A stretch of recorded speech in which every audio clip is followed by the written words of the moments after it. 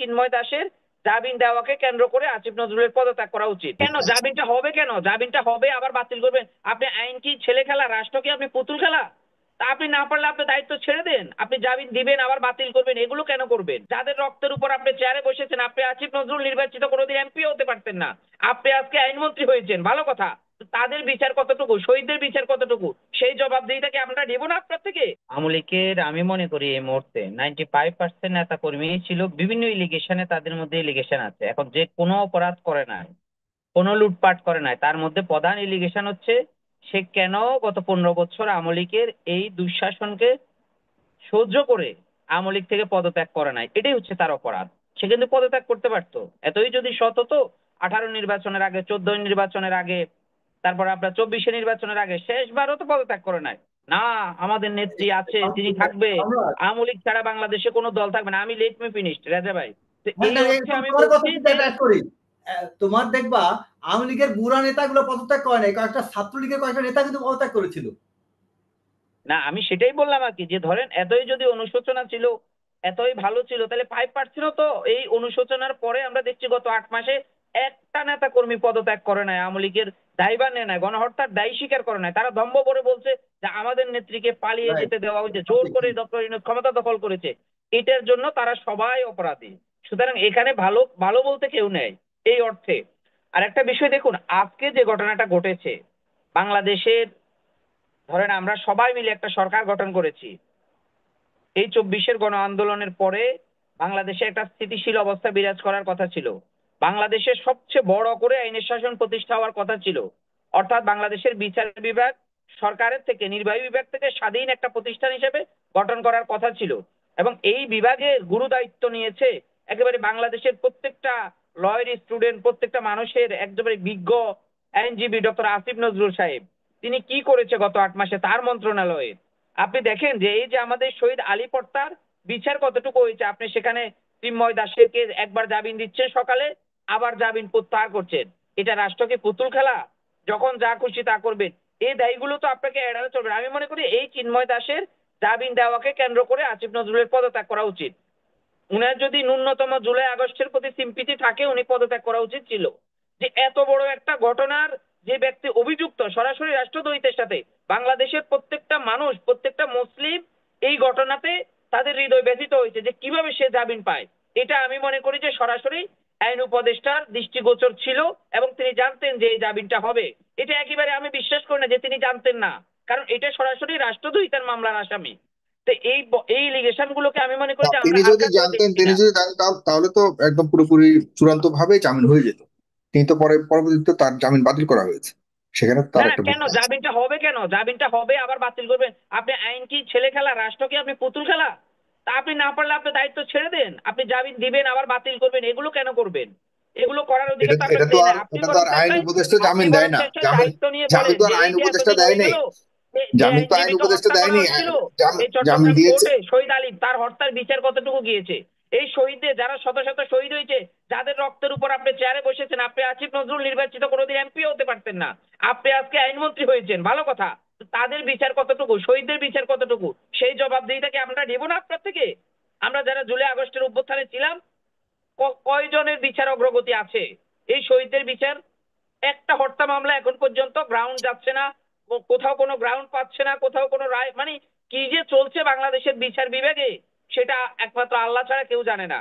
কেউ সঠিক কথা বলতে পারে না যে কোথায় থেকে বিচার হচ্ছে, কোথায় কোন থানায় কি মামলা হচ্ছে, কাকে কোথায় জড়িয়ে দেওয়া হচ্ছে। মনে হয় যে বাংলাদেশে আইনের শাসন নেই, অথচ বাংলাদেশে আইনের শাসন এমন ভাবে থাকার কথা ছিল, যারা অপরাধীরা তারা একেবারে 5 আগস্টের পরে হারিয়ে যাবে, তারা জনসমক্ষে আসবে না তাদের অপরাধের অনুশোচনায়। আজকে আমরা দেখছি অপরাধীরা দিব্যি ঘুরে বেড়াচ্ছে, ফাঁসির আসামিরা এক মঞ্চে বসে মিছিল করছে, ফাঁসির আসামিরা আপনার আবার নতুন করে রাজনীতি করছে, যারা হত্যা মামলার আসামি। তো এই জিনিসগুলো আমি মনে করি যে আমরা যারা আন্দোলনে ছিলাম, শহীদদেরকে খুবই ব্যথিত করে, তাদের আত্মা শান্তি পাবে না যতদিন পর্যন্ত বিচার না হবে। প্রত্যেকটা মানুষকে বোঝা উচিত ছিল, যাদের 5 আগস্টের পরে পরিবর্তন হয়েছে, যারা রাষ্ট্রীয় ক্ষমতা এসেছে, যে আমরা রক্তের উপর বসে আছি। এই এই আন্দোলন যদি না হতো, তাহলে আমরা তো রাজনৈতিক দলেরও কেউ না, তাহলে আমরা এই চেয়ারগুলো পেতাম না। সুতরাং এই চেয়ারগুলোর প্রপার ধরেন ব্যবহার করা আমি মনে করি যে প্রত্যেকের ইমানি দায়িত্ব ছিল, নৈতিক দায়িত্ব ছিল। তা আমরা দেখতে পাচ্ছি যে ম্যাক্সিমাম উপদেষ্টা এই কাজগুলো করছে না। শহীদদের বিচার করছে না। ধরেন আপনার এই যে জুলাই আগস্টের যেই ত্রাণের টাকা, যেই ধরেন বন্যার টাকা, জুলাই আগস্টের স্মৃতির যে টাকাগুলো ফাউন্ডেশনের, সেই টাকাগুলোর কোথায় দিয়েছে, কে দিয়েছে, কাকে দিয়েছে, এখন পর্যন্ত অনেক শহীদ পরিবার নির্বিতে জীবন যাপন করছে। তারা মামলাও করতে পারে নাই, তারা কোনো ক্ষতিপূরণও পায় নাই। তাহলে এটাকে আমরা তো রাষ্ট্র ক্ষমতায় নেই, আমরা তো চাইলে পারবো না, কিন্তু যারা আছে তারা কি করছে? এই জিনিসগুলো আমি মনে করি সাগর ভাই সবচেয়ে বড় ধরেন একটা এই ধরেন একটা ট্রমার মধ্য দিয়ে যাচ্ছে অনেকগুলো পরিবার। আপনি ব্যক্তিগতভাবে খোঁজ নিতে পারেন, এই জুলাই আগস্টকে বিক্রি করে অনেকে অনেক কিছু করছে, অনেকে কোটি টাকার মালিক হচ্ছে, অনেকে রাজনৈতিক দল করছে, অনেকে রাষ্ট্র ক্ষমতা চালাচ্ছে, আবার স্বপ্ন দেখছে নির্বাচনের মধ্য দিয়ে ক্ষমতায় আসবে। সবই ঠিক আছে, কিন্তু যেই পরিবারগুলো নির্বিত্তে ভয়ে এখন পর্যন্ত দিন কাটাচ্ছে, তার পরিবারের সন্তানকে হারিয়েছে, সে মামলা পর্যন্ত করতে পারে না ভয়ে, তাদের কি হবে? যে পঙ্গু হয়ে গেছে, যার চোখ নেই, হাত নেই, পা নেই, যাদেরকে এনে রাজনীতি করছে, ধরেন ধরে আনছে, 10 লক্ষ টাকার একটা চেক দিয়ে দিচ্ছে, এটাই কি সম্মান? এই জিনিসগুলো আমি মনে করি যে একদম দায়িত্ব নিয়ে করা উচিত আমাদের প্রধান উপদেষ্টার। আমাদের এখন পর্যন্ত আমরা একজনকে নিয়ে কথা বলবো, সেটা হচ্ছে ডক্টর মোহাম্মদ ইউনূস।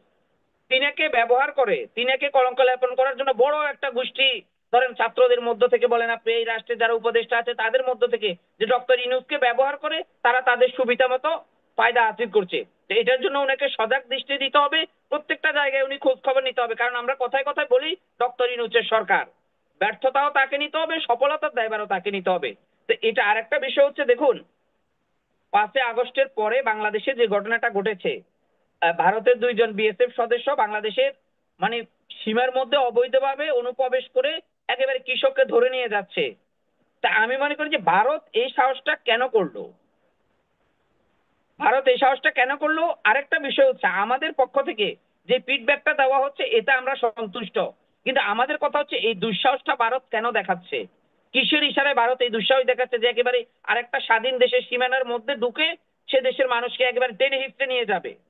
তো এই জিনিসগুলোর জন্য আমি মনে করি যে ভারত যদি এখনো না শুধরায়, 5 আগস্টের পরে যদি ভারতের যদি ঘুম না ভাঙে, এই মোদী সরকার যদি এখনো পর্যন্ত মনে করে যে হাসিনা সরকারের সময় যেরকম আমরা পররাষ্ট্রনীতি ছিল, যেরকম ভাবে বাংলাদেশকে নিয়ে ভাবতাম, এখনো যদি সেরকম মনে করে, তা আমি বলবো যে বাংলাদেশের যদি কিছু হয়, বাংলাদেশের জন্য ধরেন 1% ক্ষতি হয়, ভারতেরও 1% ক্ষতি হবে। এখানে আপনি জনসংখ্যা আর আয়তন দিয়ে চিন্তা করলে হবে না, দুটাই স্বাধীন রাষ্ট্র এবং বিশ্বের দরবারে দুটা রাষ্ট্রেরই গুরুত্ব সমান। আপনি প্রতিবেশী বলে জোর খাটাবেন আগের মতো, আপনাকে ভুলে গেলে চলবে না। বাংলাদেশে পুতুল সরকার নেই, আগামী দিনে বাংলাদেশে কোনো পুতুল সরকার হবে না। বাংলাদেশের জনগণের সরকার হবে, জবাবদিহিতার সরকার হবে। সেটাকে মাথায় রেখে যদি আমাদের সাথে সম্পর্ক উন্নয়ন করতে চান, ওয়েলকাম। আর যদি না চান, তাহলে আপনারা আপনাদের মতো থাকবেন, কিন্তু আপনাদের মনোভাবের আমরা 5 তারিখের পরে কোনো পরিবর্তন দেখি নাই। সুতরাং আপনারা ভুলে গেলে চলবে না, আপনাদের নিজেদের মধ্যে নানান সমস্যা। বাংলাদেশে এই মুহূর্তে আমি মনে করি যে একেবারে স্বাধীনতা এবং সার্বভৌমত্বের কোনো সমস্যা নাই, কিন্তু ভারতের সমস্যা আছে। ভারতের 7 সিস্টার থেকে শুরু করে ধরেন আপনার ভারতের সাথে তার কোনো প্রতিবেশীর সম্পর্ক ভালো নেই। তো সেই ক্ষেত্রে ভারত বাংলাদেশের সাথে যদি বেশি বাড়াবাড়ি করতে চায়, সবচেয়ে বেশি ক্ষতির সম্মুখীন হবে ভারত, বাংলাদেশ হবে না। আমি আপনাকে দায়িত্ব নিয়ে বলছি, আমি আশা করছি ভারত হয়তো কোনো ভাবে ভয় দেখানোর চেষ্টা করছে, ওই যে এখনই হাসিনার মতো যে 240 জনকে ধরে ফাঁসি দিবে, বাংলাদেশে আবার আসবে, এগুলো হচ্ছে ভারতের অলিক কল্পনা। ওই যে হাসিনা মোদী দুইজন একই চরিত্রের, একই ক্যারেক্টারের, একই মেন্টালিটির, দুইজনই আমি মনে করি যে মানসিক ট্রমার মধ্যে যাচ্ছে এবং দুইজনই মানসিকভাবে ধরেন আপনার চাইকো হয়ে গেছে। একজন হচ্ছে ক্ষমতাকে ধরে রাখার জন্য, আর একজন ক্ষমতা হারিয়ে। তো এই জিনিসগুলো আপনাকে ধরেন আমি মনে করি যে বাংলাদেশের পক্ষ থেকে যেটা করা হয়েছে, এতে করে বাংলাদেশের প্রত্যেকটা মানুষ খুশি যে 5 তারিখের পরে আমরা এমন বাংলাদেশ দেখেছি যে বাংলাদেশের ধরেন এই বাংলাদেশের বর্ডার গার্ডের পক্ষ থেকে যে তাদেরকে যে উচিত শিক্ষা দেওয়া হয়েছে, এতে আমরা সন্তুষ্ট। কিন্তু আমাদের একটা ধরেন আবেদনের বিষয়, সেটা হচ্ছে যে ভারত এই দুঃসাহসটা কেন করলো, এটার সন্তোষজনক উত্তর আমাদের পররাষ্ট্র মন্ত্রণালয় থেকে ভারতকে চিঠি দিতে হবে যে আমার স্বাধীন দেশে ঢুকে আমার দেশের কৃষককে ধরে নেওয়ার অধিকার কে দিয়েছে। তো এই জিনিসগুলো আলোচনার মধ্যে আনতে হবে। আরেকটা বিষয় দেখুন, এই মুহূর্তে আমি মনে করি বাংলাদেশকে যদি ভারতকে শিক্ষা দিতে হয় এবং খুনি হাসিনাকে যদি উচিত শিক্ষা দিতে হয়, তার জন্য দরকার হচ্ছে জনগণের সরকার প্রতিষ্ঠা। যত দ্রুত জনগণের সরকার প্রতিষ্ঠা হবে, তত দ্রুত এই দুইটা শক্তিকে মানে আমরা আমাদের গণতন্ত্র ফিরিয়ে আনার মধ্য দিয়ে আমরা তাদেরকে জবাব দেব। এখন সেই গণতন্ত্রটা কিভাবে ফিরিয়ে আসবে? সেই গণতন্ত্রটা ফিরিয়ে আসবে আমাদের যে সংস্কারগুলো ছিল, বাংলাদেশ পুলিশ থেকে শুরু করে বাংলাদেশের বিচার বিভাগ, বাংলাদেশের নির্বাচন কমিশন, বিশেষ করে এই 3টা জিনিস এমন ভাবে সংস্কার করা হবে যেন দলীয় সরকার আগামী 100 বছরেও যেন এই প্রতিষ্ঠানগুলোতে হাত না দিতে পারে। অর্থাৎ বিচার বিভাগ থাকবে বিচার বিভাগের মতো, পুলিশ থাকবে জনগণের বন্ধু হয়ে, কোনো দলীয় সরকার ব্যবহার করতে পারবে না। এবং নির্বাচন কমিশন এমন একটা নির্বাচন কমিশন থাকবে যেটা সরকারের সাথে কোনো সম্পর্ক থাকবে না। নির্বাচন কমিশন স্বাধীন বলতে একেবারে কার্যকরভাবে স্বাধীন থাকবে। তো এই জিনিসগুলো আমি যদি মনে করি যে আমরা দেখেছি 5 তারিখের আগে আমরা নির্বাচন কমিশন দেখেছি, 5 তারিখের পরে আমাদের বর্তমান যে নির্বাচন কমিশন তিনি দায়িত্ব নিয়ে অনেক কথা বলছেন যে এই মুহূর্তে নির্বাচন করার জন্য নির্বাচন কমিশন প্রস্তুত, অথবা নির্বাচন কমিশন সংস্কারের দিকে তাকাবে না। এইগুলা বলার জন্য আমি মনে করি যে নির্বাচন কমিশনের একটা ওয়েট আছে এবং তারা আগামীতে পারবে, সেটাই প্রমাণ করছে যে বাংলাদেশে পরিবর্তন হচ্ছে।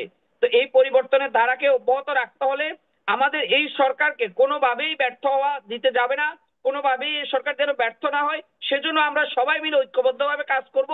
তবে এই সরকারকে যারা ব্যর্থ করতে চাচ্ছে, সরকারের ভেতর থেকে সরকারকে যারা বিতর্কিত করতে চাচ্ছে, আমরা তাদের বিরুদ্ধে সচেতন থাকবো, সতর্ক থাকবো।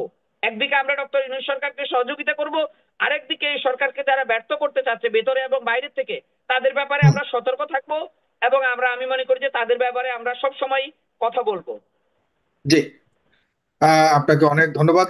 প্রিয় দর্শক, অনুষ্ঠানটি ভালো লাগলে অনুষ্ঠানটি শেয়ার করবেন। কাল রাত 9টায় বাংলাদেশ সময় দেখা হবে অন্য কোনো বিষয় নিয়ে। সে ভালো থাকুন, সুস্থ থাকুন, শুভরাত্রি জানাতে। আসসালামু আলাইকুম, সবাইকে ধন্যবাদ।